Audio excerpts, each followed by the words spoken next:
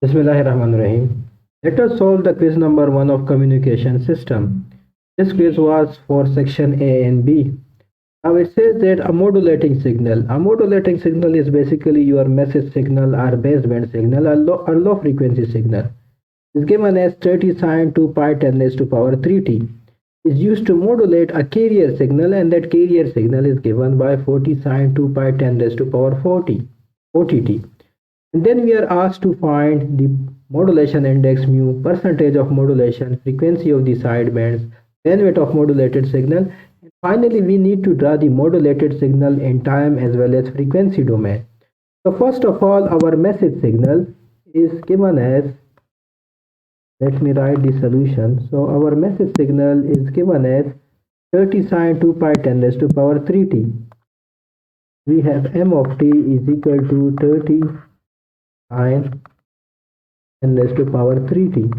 So we have a sinusoidal signal, it is 2 pi multiplied by 10 raised to power 3t as given. So we have a sinusoidal signal, and again, if you remember, the message signal is basically given as m of t is equal to mp. If sine, then we have sine omega m of t. Now if you compare this, we have the maximum amplitude of the message signal, that is equal to 30, and then we have omega m, which is 2 pi multiplied by 10 raised to power 3, and omega m is equal to 2 pi multiplied by fm. So we have 2 pi multiplied by 10 raised to power 3. This means that fm is equal to, which is the frequency of the message signal, that is equal to 10 raised to power 3 hertz or 1 kilohertz. So we have found out the frequency of the message signal. Let us also find the carrier amplitude and frequency. The carrier signal is also a sinusoidal signal, and we have the carrier signal that is given to you as 40 sine 2 pi 10 raised to power 4t. Fine. So again, this is basically your a sine 2 pi raised to power 40, your carrier signal. Sine and cosine, one and the same thing, both are sinusoidal. So here the peak amplitude of the carrier signal, that is equal to 40, is equal to 40. And again, this is not your, I'm going to say sine omega ct. Fine, because this is carrier signal. This is sine omega ct. And omega c is equal to 2 pi multiplied by 10 raised to power 4, which implies that fc is equal to 10 raised to power 4 hertz.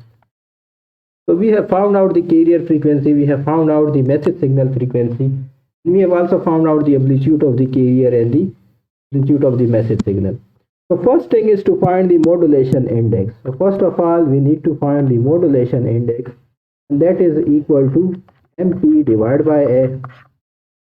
And here your mp is 30 as found out, and your a is, the carrier amplitude is 40. So this comes out to be 3 by 4 or 0.75. Next is to find the percentage of modulation, which is basically modulation index in terms of percentage. So that is basically equal to mu is equal to mp divided by a. If you want to find in terms of percentage, we need to multiply 100. So again, 0.75 multiplied by 100 is your 75%. So this is your percentage of modulation. So we have found out the second unknown. The third is to find the frequency of the sidebands. Sidebands, we have the upper sideband. The upper sideband frequency is fc plus fm. So here your fc is 10 raised to power 4 and your fm is 10 raised to power 3. That is 10,000 plus 1000, which comes out to be 11,000 hertz. Fine, so this is your frequency of the upper sideband. Similarly, frequency of your lower sideband, that is equal to fc minus fm, that is 10 raised to power 4 minus 10 raised to power 3, is 10,000 minus 1000 is 9,000 hertz. So this is your frequency of the lower sideband, and this is your frequency of the upper sideband. Fine. Next is to find the bandwidth of the modulated signal. Now, bandwidth in case of the double side bandwidth carrier as well as in the suppressed carrier, the bandwidth is 2m. So we are going to have the bandwidth is equal to 2b, or we can say 2fm. Here B is the bandwidth of the message signal, or FM is the frequency of the message signal, and frequency of the message signal is equal to the bandwidth of the message signal, because message signal is a low frequency signal. So we have to multiply by, because FM is your 1000, so we have to multiply by 1000, that comes out to be 2000 Hertz. Okay, next is to draw the modulated signal in time and frequency domain. Now, because the modulated signal is going to be our this signal 40 sine of 2 pi 10 raised to power 40 plus 30 sine 2 pi 10 raised to power 3t sine 2 pi 40, because this is our carrier signal and this is our m of t multiplied by the carrier signal. So this is our modulated signal. Now the maximum amplitude of the modulated signal will be a plus mp, which is 70, and the minimum amplitude, this is not maximum, this is minimum, fine. The minimum amplitude will be a minus mp, which is 10. As a result, we are going to plot the amplitude modulated signal in time domain.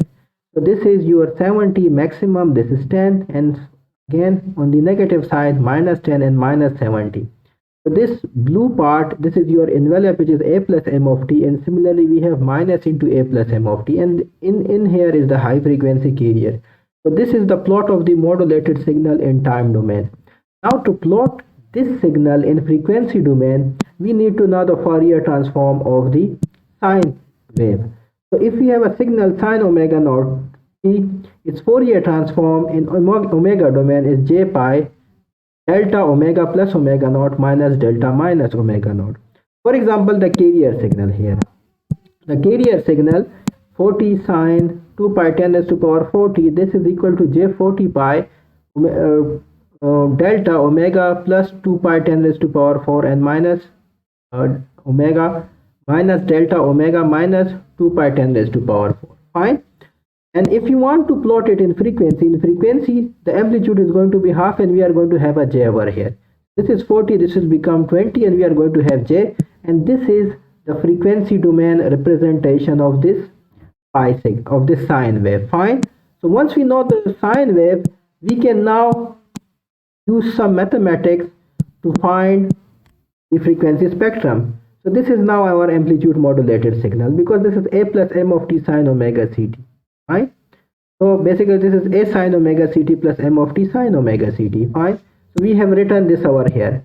Now we have 40 sine 2 pi 10 raised to power 40, and again we have used the trigonometric identity, and the trigonometric identity, or the trigonometric formula that I have used is that 2 sine alpha sine beta, this is equal to cosine alpha minus is equal to cosine alpha minus beta minus cosine alpha plus beta. Fine. So I have used this trigonometric identity, and after using this trigonometric identity I get this thing. Fine. Now again we are going to now do the Fourier transformation, and we are going to do it in frequency domain. The frequency is 9000. As a result, we are going to have, because this is 40 sine 2 pi 10 raised to power 40, the frequency is 10 raised to power 4. We have 40 over here. So in frequency domain, this will be 20j, and we are going to have this thing over here. Right? Again, two delta functions, one in plus 10,000 and one in minus 10,000. Fine. And then for the cosine, you are already familiar with the cosine. We get this thing. Again, we have this third term, which is the cosine. We get this thing. So now we are going to plot this in frequency domain. And to plot it in frequency domain, we have the magnitude spectrum as well as the phase spectrum. Because in earlier equations there was no phase involved. Now the phase is involved over here. We have a sine term and we have a negative term over here. So first of all, what we need to do is to plot this thing. So we have the magnitude is 20 at the carrier, which is 10,000 Hertz. And for these frequencies, the magnitude is 15 by 2. So if we look at here, I have plotted it over here. You can see over here we have the magnitude of 15 by 2 for 9000 and 11,000, and we have the magnitude of 15 by 2 for minus 11,000 and minus 9,000. The carrier amplitude, which is a by 2, we have 20 for the minus 10,000, which is the minus FC, and plus FC, which is 20. Fine. So now next thing is to plot the phase. If you can see over here, this is our 90 degree, this is our minus 90 degree, and it is at 10,000 hertz. So we in the phase we have shown it over here at 10k, which is 10,000, we have minus 90, then minus 10k we have 90 degree, and then we have this term, this phase is 0, and finally for the third term we have the phase of 180 degree. So at minus 11,000 and 11,000 we have the phase shift of 180 degree, which we have shown over here. So this is your phase spectrum, and this was your magnitude spectrum. Thank you.